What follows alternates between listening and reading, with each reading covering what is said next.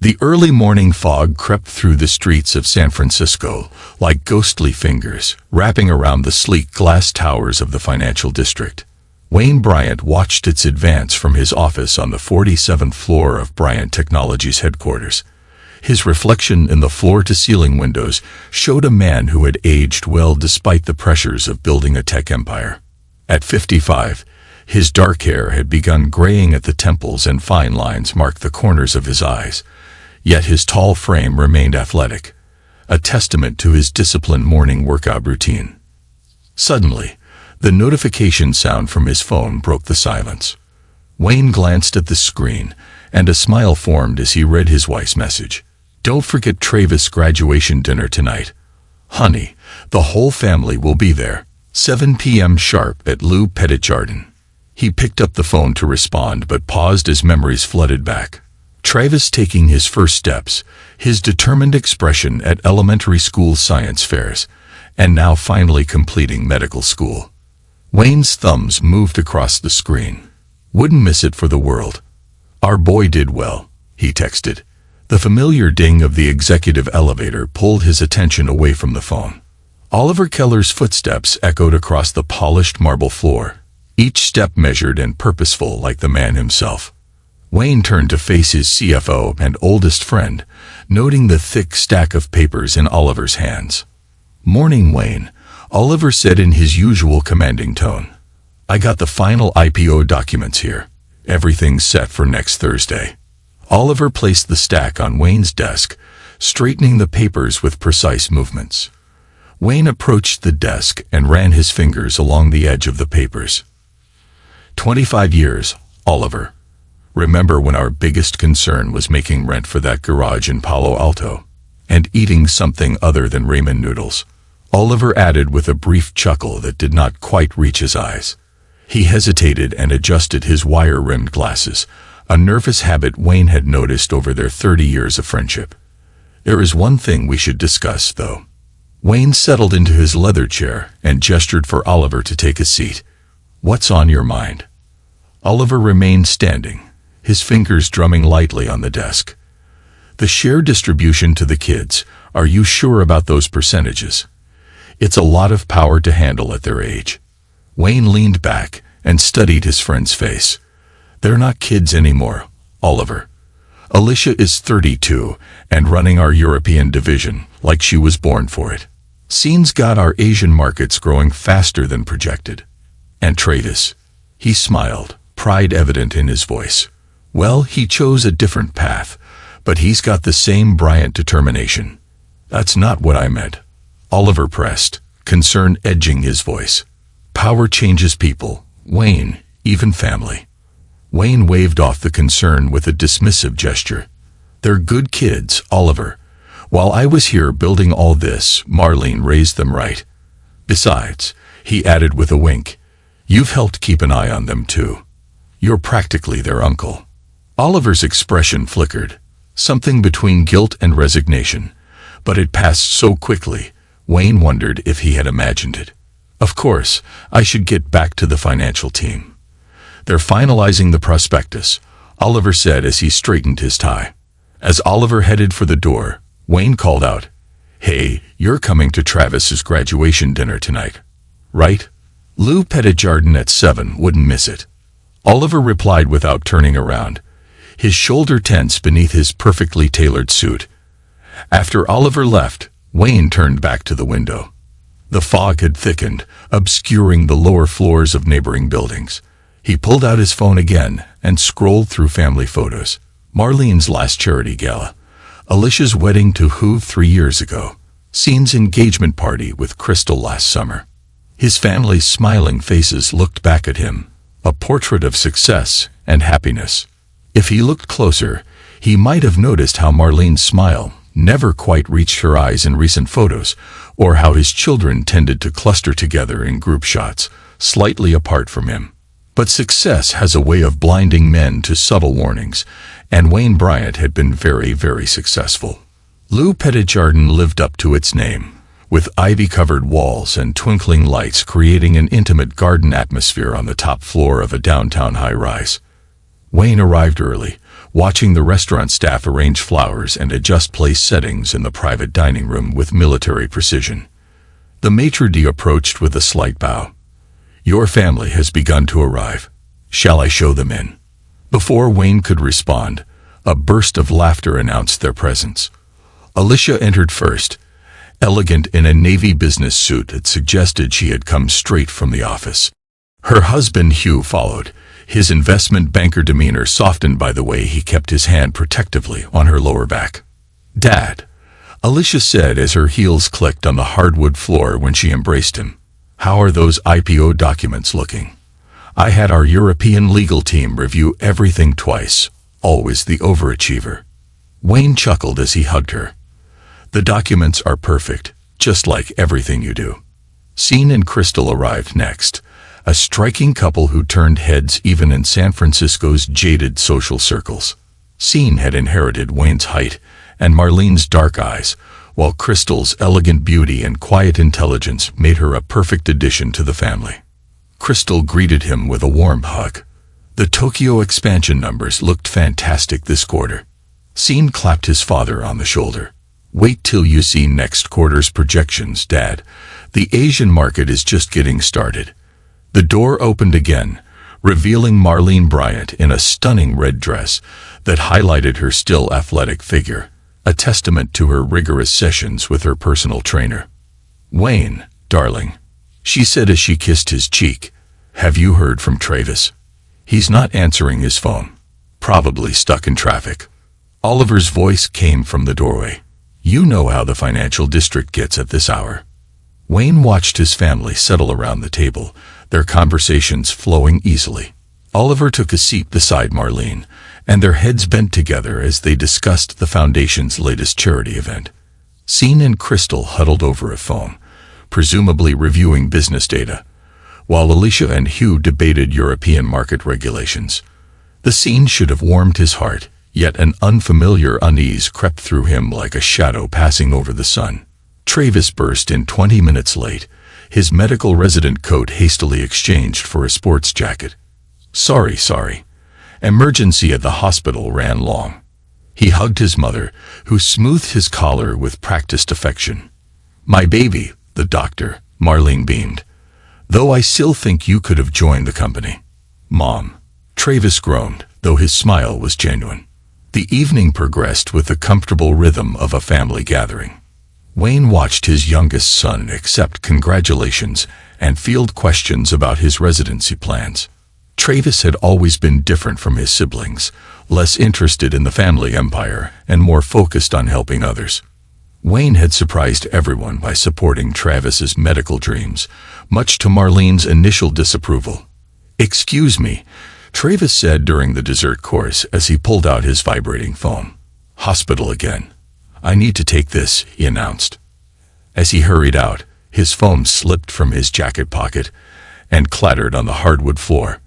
Wayne reached down to retrieve it, intending to follow his son. The screen lit up with an incoming message, and Wayne's world tilted on its axis. The group chat read, "Operation Phoenix. Marlene, everything is arranged.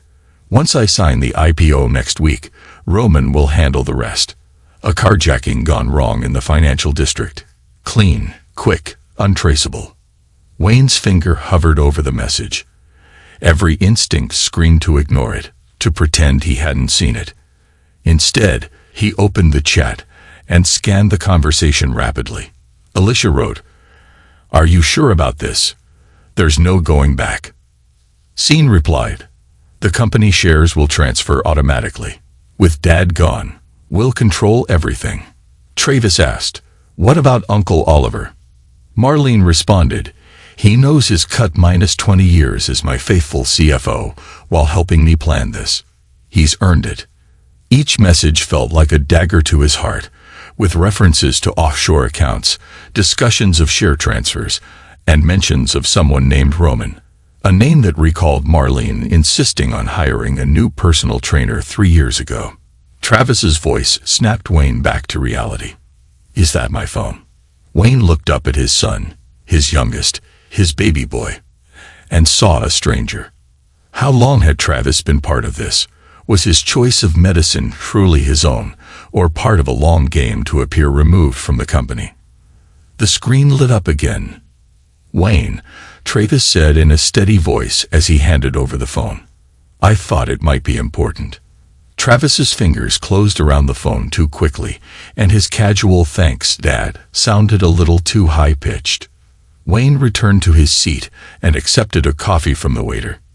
He smiled at Marlene's touch on his arm, nodded at Oliver's comment about the IPO, and laughed at Scene's joke about Asian market competitors. Each interaction felt like swallowing broken glass. His family continued their celebrations, unaware that their carefully constructed plan had begun to unravel. Wayne now watched them with new eyes, seeing subtle signs he had missed before. He noted how Oliver's laugh seemed forced, how Marlene's touches lingered a fraction too long, and how his children occasionally glanced to their mother for cues. Marlene's message said 20 years, he thought. 20 years of planning my death while sharing my bed, raising my children, and building my dream. 20 years of my best friend's betrayal, hidden behind loyal counsel and shared celebrations. At midnight, the Bryant Technologies building was different. Emergency lights cast long shadows through empty corridors, and the usual buzz of employees had been replaced by the soft hum of servers and climate control systems. Wayne sat in his private office, the glow of multiple monitors illuminating his face as his fingers flew across keyboards. He had built his company on innovation and cybersecurity, and now it was time to use those skills again. A database search revealed what he was looking for: Roman Gordon. There were multiple domestic violence cases that had vanished from court records, assault charges that never stuck, a pattern of involvement with wealthy women followed by unfortunate accidents befalling their husbands. Wayne pulled up banking records next. Marlene's hidden accounts were not as hidden as she thought, not from someone who had built his fortune on finding digital breadcrumbs. There were regular payments to Roman Gordon dating back 3 years. Offshore accounts in the Caymans had been opened 15 years ago, with Oliver's expert guidance. A soft knock froze his fingers over the keyboard. He closed his windows with practiced speed and pulled up the IPO documents instead. Working late, Oliver's familiar silhouette filled the doorway. "Just reviewing some IPO details. Can't sleep with all the excitement, you know," Oliver said as he stepped into the office, his shoes silent on the plush carpet. "Anything specific catching your eye?" Oliver asked. "Actually, yes," Wayne replied, watching his oldest friend carefully. "Remember that backdoor contingency protocol we built into the company structure? The one that would let me liquidate everything in an emergency?" Oliver's expression remained neutral, but his fingers twitched, a tell from our weekly poker games that had won me thousands over the years. "That old thing. We should have removed it years ago. Too risky," Oliver said. "Yes, too risky indeed," Wayne agreed pleasantly. After Oliver left, Wayne returned to his searches with renewed urgency. They thought they knew all my contingency plans, all my fail-safes. Oliver had helped design most of them. But there was one plan they didn't know about, one backdoor I had built alone in the early days when paranoia and ambition drove me to prepare for every possibility, even betrayal from those closest to me. I opened my secure terminal and began to type. Outside my window, San Francisco glittered like scattered diamonds, beautiful and cold.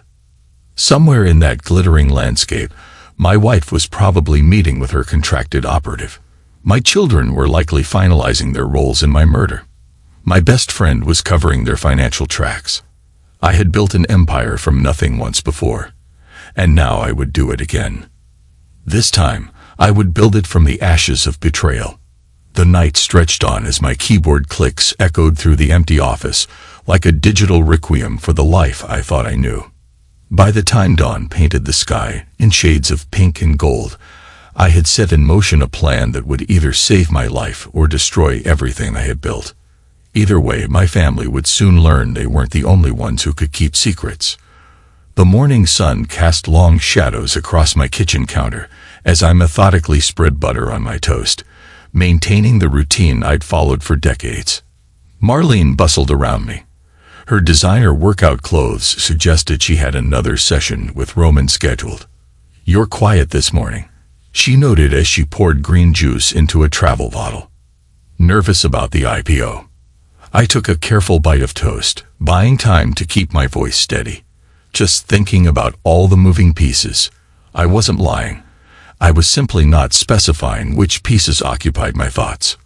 "Everything will fall into place," I assured her. Marlene smiled as she touched my shoulder while passing by. The same hands that once seemed to plot your demise now offer comfort. Later, at a meeting with the foundation board, she said, "We should discuss the post-IPO charitable giving structure." Of course, I replied, wondering how many of those charity meetings had really been planning sessions for my murder. "I'll have my assistant set something up." After Marlene left, I stood at the window watching her car disappear down our private drive. The moment she was gone, I pulled out a secure phone, one I had acquired yesterday through channels my family knew nothing about. The first call went to Bryant Technologies' head of security, James Chin. "I need everything you have on Roman Gordon. Full surveillance, no questions asked. And James, this stays between us," I instructed. "Understood, sir," James replied. I continued, "I need everything. And I mean everything." My next call was to Christine Le. In the 25 years since she helped code our first firewall, she had risen to become my head of development while staying completely out of corporate politics. More importantly, she had no connection to my family beyond professional courtesy. "Meet me in the secure server room. Use the old entrance. And Christine, don't tell anyone, not even your team," I ordered. I found her waiting in the windowless room 40 minutes later, her gray hair pulled back in its usual practical bun. Screens lined the walls, displaying the digital heartbeat of Bryant Technologies' global operations. "Sir," Christine said, eyes widening at my expression. "In 25 years, I've never seen you look like this. I need ghost protocols initiated on all family accounts," I said without preamble. "Everything they think they control needs to become shadows," I explained. Christine hesitated, her fingers hovering over a keyboard. "This will take weeks to implement properly. The security implications alone." "You have 2 days," I replied. Christine turned to face me fully. "What's happening?" "If I tell you, you become complicit. Can you work better not knowing?" Her fingers began flying across the keyboard. "Already started, sir. 2 days it is." I watched her work for a moment, remembering the young programmer who once believed in my garage startup dreams. "Thank you, Christine," I said. She didn't look up. "Don't thank me yet. This is going to be the coding sprint from hell." Leaving her to her work, I made another call to Sophia Shelton. We had been friends since law school, before I made my first million, before she dedicated her life to running the country's largest children's charity foundation. "Wayne Bryant," her warm voice smiled through the phone. "To what do I owe the pleasure?" "Remember when you said I should do more for kids who can't afford computers?" I replied. I looked out over San Francisco. "I'm about to make your decade." "Wayne, what are you planning?" she asked. "Can't say yet, but clear your schedule for the next few days. And Sophia, thank you for still being the same person I met in law school." The rest of the morning passed in a blur of meetings and calls. I smiled through breakfast with Marlene, congratulated Travis on his residency offers, discussed European market projections with Alicia, and strategized Asian expansion with Scene. Each interaction felt like swallowing broken glass, but years of high-stakes negotiations had taught me how to hide my true thoughts. Behind the scenes, pieces were moving. James Chin's security team began discreet surveillance on Roman Gordon. Christine's developers worked in shifts, coding the ghost protocols that would turn my family's apparent control into digital mirages. Sophia's foundation lawyers drew up emergency transfer documents. By sunset, I had set in motion a plan that would either save my life or destroy everything I'd built. The irony wasn't lost on me. My family planned to use the IPO to kill me, but I would use it to save myself. Roman Gordon considered himself a professional, which is why he had been watching Bryant Technologies' parking garage for 3 days straight. He needed to know my routine, when I arrived, and where the security cameras were pointed. The fact that his client was my wife just made the job more interesting. What Roman didn't notice was the black SUV parked 2 blocks away, where James Chin's team photographed his every move. He also missed the 3 unmarked police cars positioned strategically around the building. Professional as he was, Roman had gotten sloppy after years of successful accidents. Inside Bryant Technologies, Marlene slipped into Oliver's office, her designer heels silent on the carpet. "Everything's ready for tomorrow." "Wayne suspects nothing," she said. Oliver looked up from his computer, his wire-rimmed glasses reflecting lines of code. "Are you sure about this, Marlene?" 20 years, Oliver, she replied, her voice carrying the weight of 2 decades of planning. 20 years of playing the perfect wife while he built his empire on our backs. You've seen how he treats the kids like they're just extensions of his legacy. The kids, Oliver, are still so young to carry this weight. They're stronger than you think, she continued. Alicia has been running Europe better than Wayne ever could. Scenes doubled our Asian market share. Even Travis. She paused. Even Travis understands what needs to be done. Neither noticed the tiny red light blinking on the smoke detector, a new installation linked directly to the secure server room, where I watched their conversation on multiple screens. Christine worked beside me, her fingers dancing across keyboards. Ghost Protocol implementation was at 87%. All family account shadows were in place. Transfer pathways were prepared. I watched my wife and best friend plot my murder with the same efficiency they once used to plan company expansions. "Show me the trust structure again," I demanded. A complex diagram appeared on the main screen, a labyrinth of digital pathways that would activate the moment I entered a single command. Every account, every share transfer, every power move would become a mirage while real control shifted elsewhere. "It's beautiful," Christine murmured, admiring the elegance of our solution. "They'll think they have everything until the moment they don't," she added. My phone buzzed with a message from James Chin. "Gordon's on the move." Moments later, a screen showed Roman Gordon's black sedan pulling away from its surveillance spot. I picked up my secure phone. "Stay on him. I want to know everywhere he goes." The afternoon crawled by in a series of meetings where I played my part perfectly. I reviewed IPO documents with Oliver, discussed charity plans with Marlene, and held video calls with my children about their division's latest achievements. Each interaction felt like a scene from a play where only I knew the true script. I noticed subtle signs: Alicia's nervous glances when IPO timing was mentioned, Scene's forced laughter during strategy discussions, and Travis's sudden interest in company governance. The most painful moment came during my weekly one-on-one with Marlene. She perched on the edge of my desk as she asked about final IPO details, her hand resting on my arm. "Everything's proceeding exactly as planned," she said. I heard the double meaning in her words. "Yes," I agreed, covering her hand with mine. "Everything is proceeding exactly as planned." The most painful part: I still love them. Even now, I stood in my home office, adjusting my tie in the mirror. The sun was setting over San Francisco Bay, painting my Pacific Heights mansion in shades of gold and shadow. In 30 minutes, my family would arrive for what they thought was a pre-IPO celebration. What they didn't know was that this dinner would be their last performance as a united family. The table was set. Maria, our housekeeper, announced from the doorway, "Mrs. Bryant's favorite china, just as you requested." I nodded, thinking of how many family dinners had been served on those plates.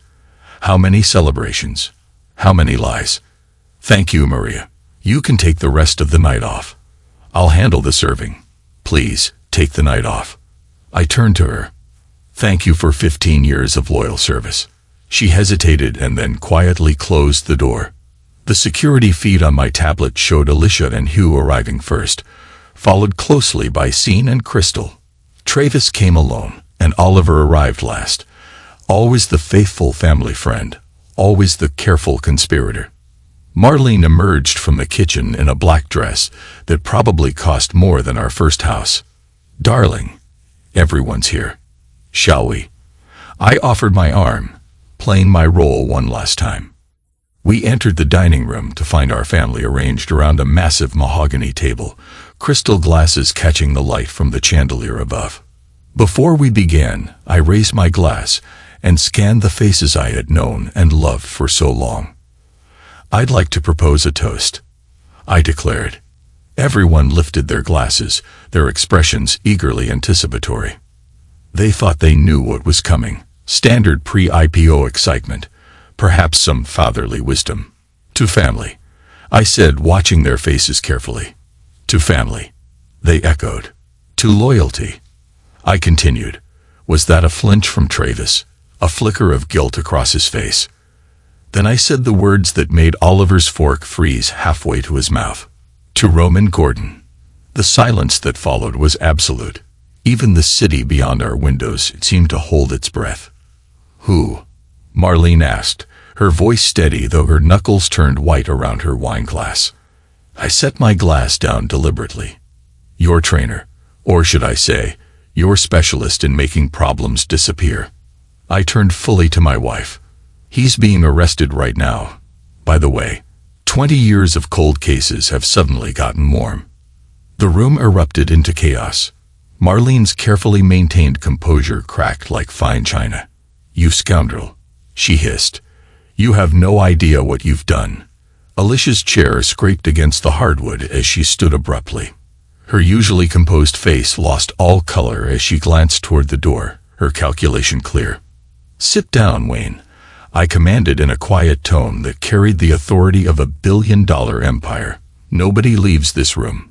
Scene's fingers flew across his phone screen, his polished Harvard demeanor giving way to raw panic. "The servers aren't responding," he blurted. "Why aren't the servers responding?" I asked calmly. "Because they're not your servers anymore. They never were." Travis, the youngest, sat frozen in his chair, tears rolling silently down his cheeks. The doctor's white coat he once wore with pride now looked like chainmail on his shoulders.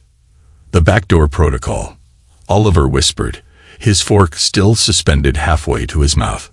Understanding dawned in his eyes as decades of financial planning unraveled before him. "You actually did it," he exclaimed. "Did what?" demanded Marlene, her knuckles white against the table's edge. "What did you do?" I demanded. I stood slowly, deliberately, as wine dripped from my suit onto the imported carpet, each drop worth more than my first month's rent in that Palo Alto garage. "While you were all plotting my death, I transferred everything," I announced. "The company, the accounts, everything. As of an hour ago, the Bryant Family Foundation for Children's Education owns 98% of Bryant Technologies." "You can't," Alicia gasped, her mind already racing with possibilities. "The IPO has been canceled," I declared, checking my watch with theatrical precision. "The press release goes out in 5 minutes." "You're bluffing," Seam declared, his voice cracking. "The board, the same board you've manipulated for 2 decades, is being replaced as we speak," I said. Hugh reached for Alicia's hand, but she yanked it away. "Maybe we should shut up," she snapped. "This isn't over. We have rights and legal options," I continued sharply. "Let's talk about legal options. Let's talk about conspiracy to commit murder. Let's talk about 20 years of embezzlement. And let's talk about hiring a known operative and calling him a personal trainer," I declared.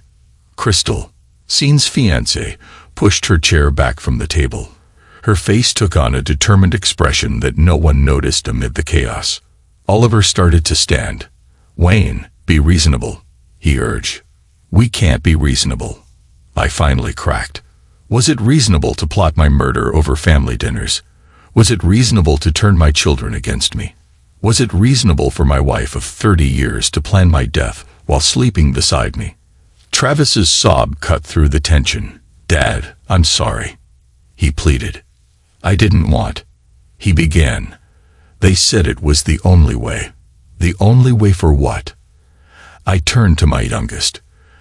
The only way to what, Travis? To be free. Marlene answered for him. Free from your control, your expectations, your endless demands for perfection. She laughed bitterly. Did you ever wonder why Travis chose medicine? Because it was the furthest he could get from you without being disowned. And that justifies murder? I asked. You murdered us years ago, Marlene. She spat. Piece by piece, decision by decision. Every missed birthday, every canceled vacation, every time you chose the company over family, you built your revenge on the blueprint of my murder. My voice fell quiet. How long have you been sleeping with Roman? I asked. The question hit Marlene like a physical blow. She recovered quickly, but a flash of guilt crossed her face. 5 years, she admitted. He understood me, she continued. He saw me as more than just the CEO's wife, the perfect mother, the charity chairwoman. He saw you as his ticket to millions. Did you really think I wouldn't investigate him? Did you think I wouldn't find the pattern? All those wealthy women, all those convenient accidents. I countered. Scene suddenly stood, his chair toppling backward. This is insane. I'm calling our lawyers. Your lawyers have already been contacted by the SEC. I informed him. Turns out international market manipulation is frowned upon, even in Asia. Alicia's face went from pale to gray. The European contracts, all are being reviewed. I nodded. Every deal, every kickback, every shell company. You'll destroy everything. Oliver protested. The company will survive. Under new management, serving a new purpose. I cut him off. Did you really think I'd let my life's work become a murder weapon? A distant siren began to wail, growing closer with each passing second. Marlene's face hardened into a mask of hatred. You called the police. They've been building the case for weeks. I replied. Detective Saunders is very thorough. She's particularly interested in those cold cases Roman left behind. Travis stood on shaky legs. Dad, please, I'll tell them everything. Just please, sit down. Travis, Marlene ordered. He's bluffing. He wouldn't dare. The front door burst open as Detective Nina Saunders strode in, flanked by uniformed officers. Her gray suit and sensible shoes marked her as someone who cared more about results than appearances. Marlene Bryant, the detective announced authoritatively, you are under arrest for conspiracy to commit murder. As she read out the charges, I watched my family's carefully constructed world crumble. Alicia's legal mind failed her as handcuffs clicked around her wrists. Scene's international business acumen found no escape from this crisis. Travis's medical training offered no cure for betrayal. Oliver, my oldest friend, looked at me with a mixture of respect and resignation. The ghost protocols, he murmured as an officer approached with handcuffs, were beautiful. I taught you too well. No, Oliver, I corrected. You taught me just well enough. Detective Saunders had requisitioned a conference room at the precinct for interviews. Its glass walls overlooked the San Francisco night skyline, the same lights that witnessed our rise and fall. Let's start at the beginning, she said, her recorder capturing every word. Mrs. Bryant, when did you first consider having your husband killed? She asked. Marlene sat rigidly in her chair, her designer outfit stark in the police environment. I want my lawyer. Of course, Saunders nodded, but you should know we have everything. The offshore accounts, the meeting recordings, the deleted text messages, even your conversations with Roman Gordon. Impossible, Marlene whispered. We were careful. We were always careful. Not careful enough, she admitted. From the doorway, Crystal's voice came. She stood there holding a phone, her hand trembling slightly. I recorded everything. In another room, Scene, during his interview, felt the impact when Saunders presented transcripts of meetings he assumed were private.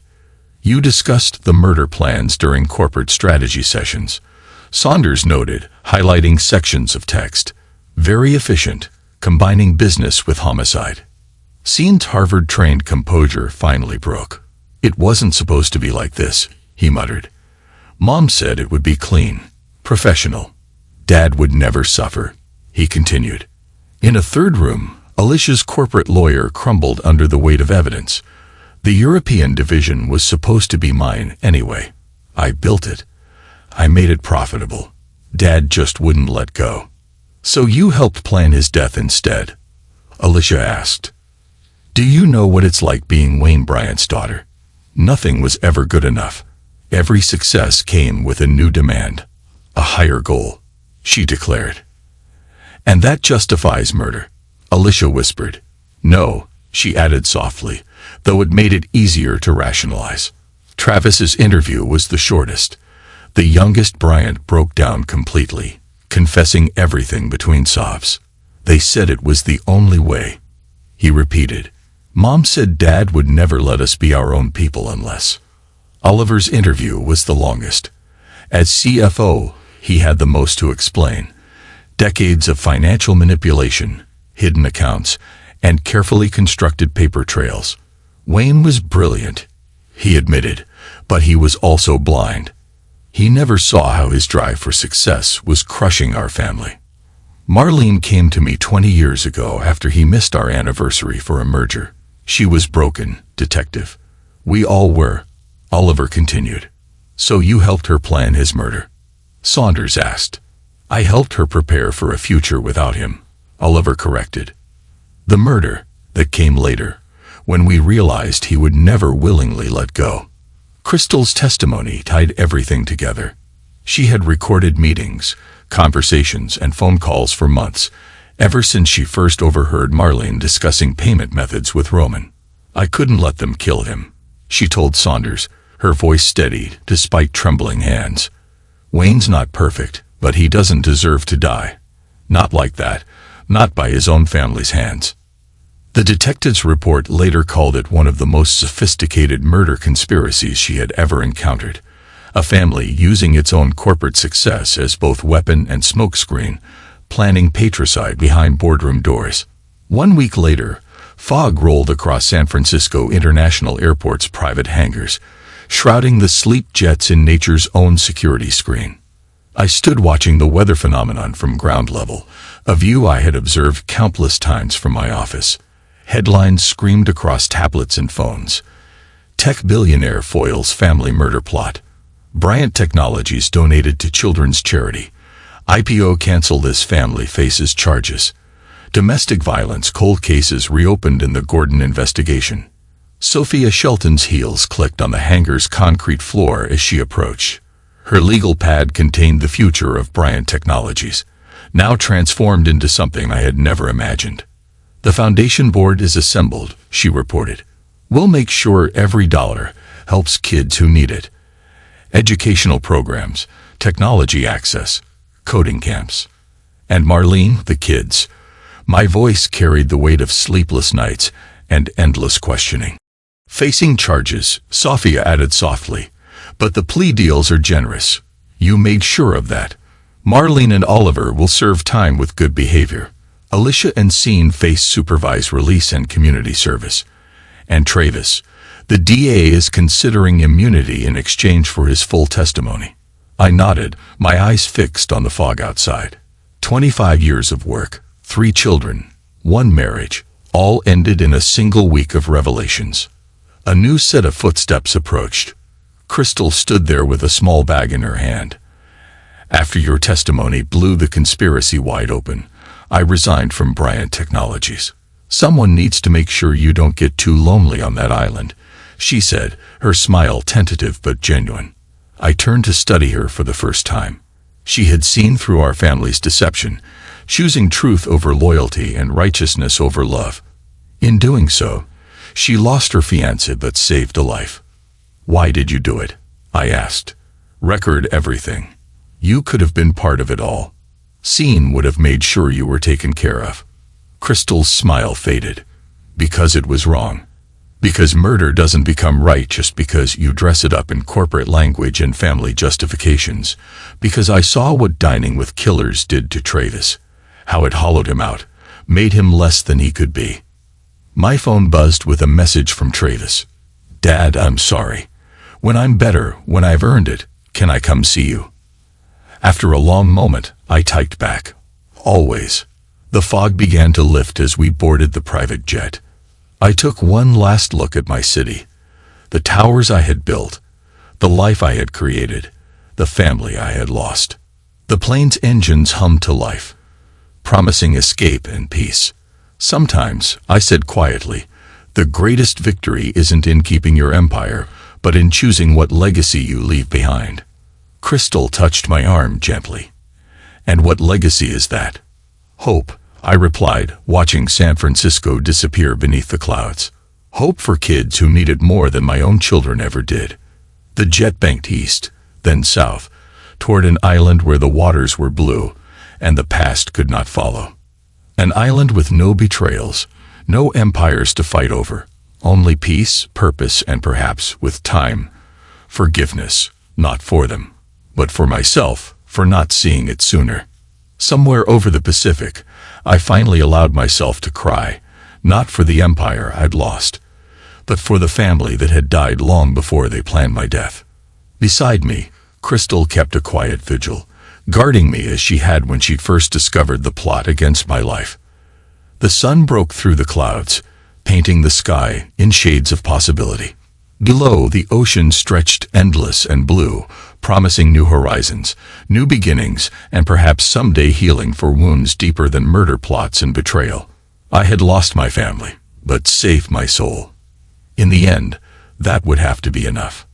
Epilogue. 5 years later.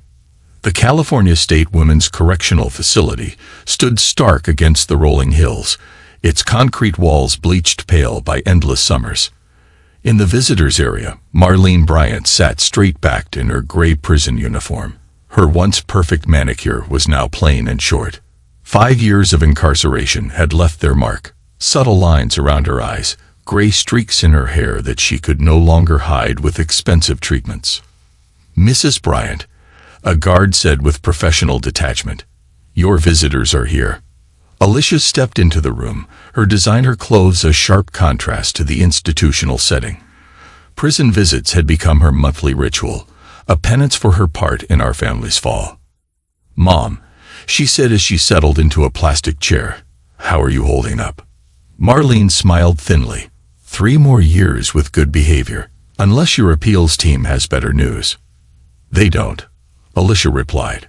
Her community service sentence had ended last year, and her legal expertise now focused on legitimate corporate restructuring. The evidence was too solid. Crystal's recordings and the financial trails Oliver left behind. "Crystal," Marlene's voice, edged with 5 years of bitterness, asked, "have you heard from your brother in Singapore?" Alicia replied carefully. After his supervised release ended, he started a small consulting firm. "It's nothing like Bryant Technologies." "And is he still angry with you?" Marlene asked. "Mom, Crystal saved our lives. If the police hadn't been involved," Alicia shuddered, "Roman would have killed Dad, and we'd all be facing murder charges instead of conspiracy." The mention of Roman Gordon made Marlene flinch. Her lover and would-be hitman had not fared well in prison. His fellow inmates took a dim view of men who specialized in causing harm to wealthy women. He was found dead in his cell 2 years into his sentence, officially ruled a suicide, though rumors suggested otherwise. "Have you heard from your father?" Marlene asked casually. "The foundation is doing amazing work," Alicia said. "They've provided technology education to over 100,000 underprivileged children. There's a coding academy in every major city now." "That's not what I asked," Alicia sighed. "But he's happy. The island suits him." "Crystal?" Marlene inquired. She hesitated before continuing. "They got married last spring, a small ceremony. Travis was there." The mention of her youngest son made Marlene's composure crack slightly. "How is he?" "His medical practice is thriving. He now specializes in trauma counseling, helping people heal from betrayal and family violence." Alicia met her mother's eyes. "He's good at it. Understanding what drives people to betray their loved ones gives him insight. And Oliver? Marlene asked. 2 more years in minimum security. The embezzlement charges were less severe than, Alicia let the sentence hang, less severe than conspiracy to commit murder. Meanwhile, on a private island in the South Pacific, I stood on the deck of my beachfront home, watching the sunset paint the ocean in shades of gold. At 60, I looked younger than I had 5 years ago, as if shedding the weight of betrayal had reversed time. The Foundation's quarterly report came in as Crystal joined me with a tablet. Now my wife of 6 months, she had transformed from Scene's fiancé into my partner in life and philanthropy. The new AI education initiative is exceeding all projections. I smiled, recalling board meetings and profit margins from my old life. And the special project, the scholarship fund for children of incarcerated parents, is making a real difference, Crystal added. Her mention of my youngest brought both pain and pride. Travis had emerged from our family's destruction stronger, turning our tragedy into help for others.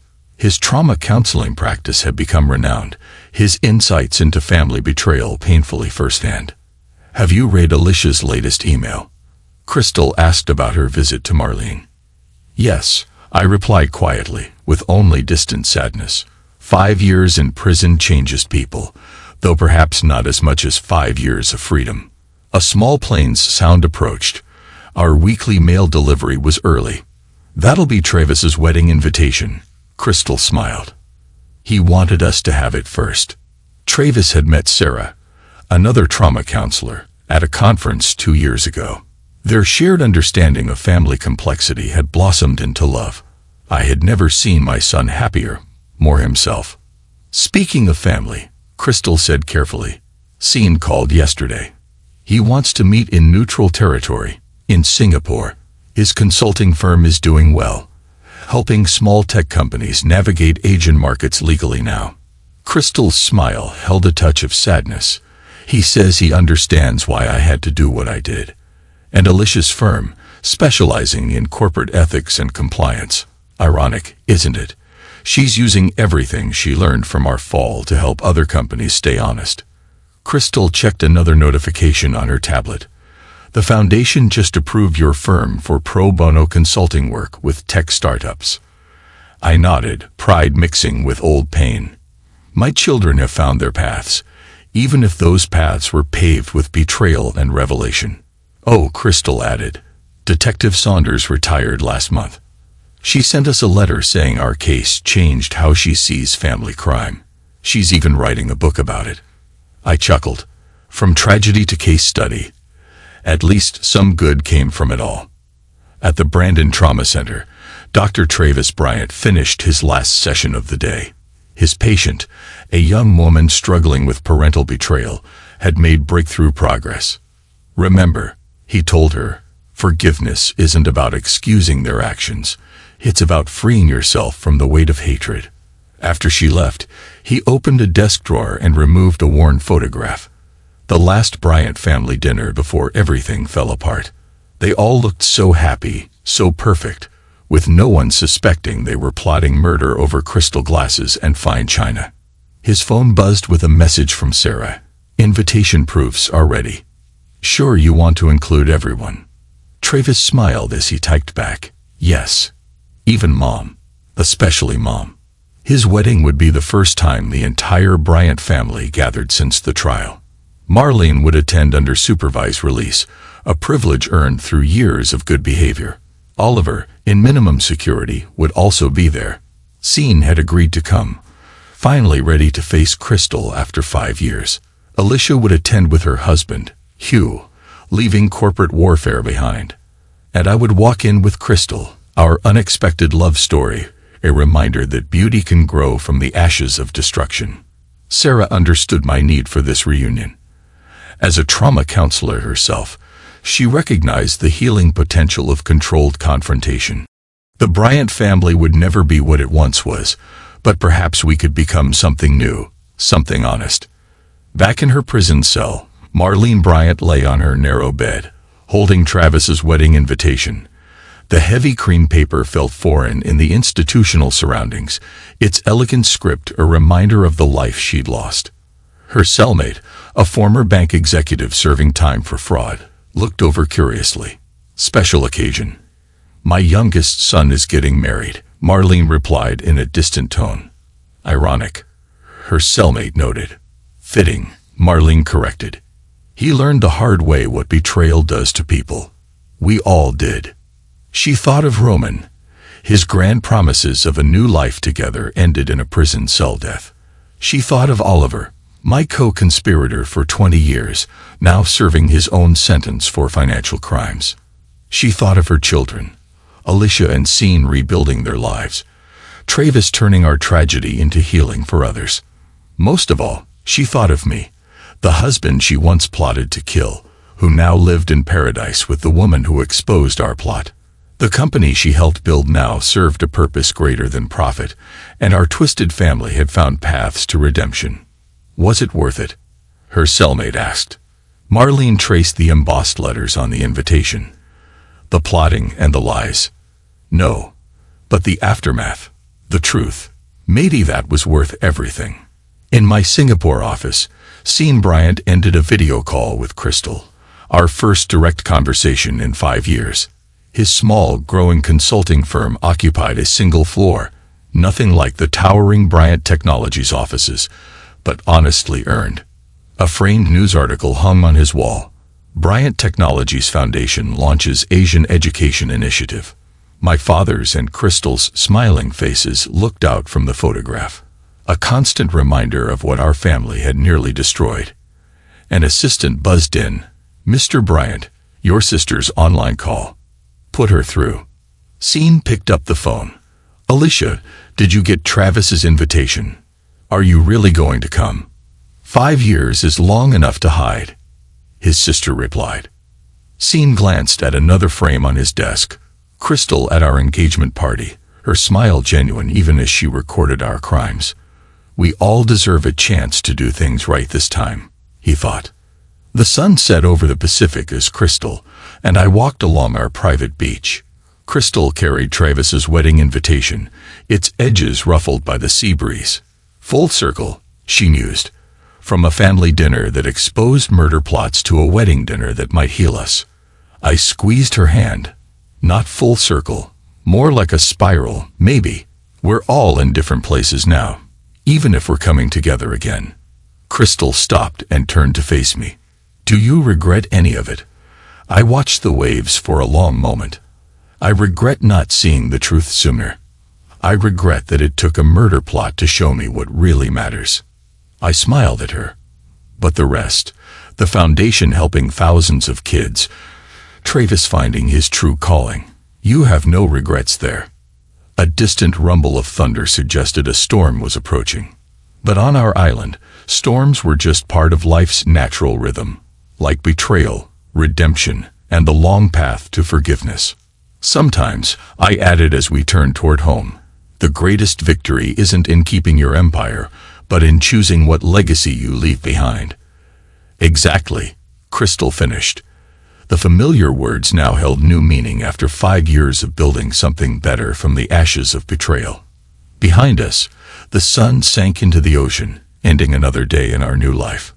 Ahead, storm clouds gathered, but they carried only rain now, not the thunder of impending destruction. The time for betrayal had passed. The time for healing had begun, and somewhere in California, in a prison cell, in a trauma counseling office, in a Singapore consulting firm, and in a corporate ethics department, the scattered pieces of the Bryant family were preparing to come together again. Not to plot murder over fine wine, but to celebrate love over wedding cake. It wasn't redemption, not quite, but it was something close, something honest, something earned, something that could only grow in the fertile soil of truth, watered by tears of regret and warmed by the sunlight of forgiveness. Our Bryant family saga began with betrayal plotted in darkness. It would continue in light, each of us finding our own path to redemption, our own way to turn tragedy into purpose. And maybe that, in the end, was the greatest victory of all.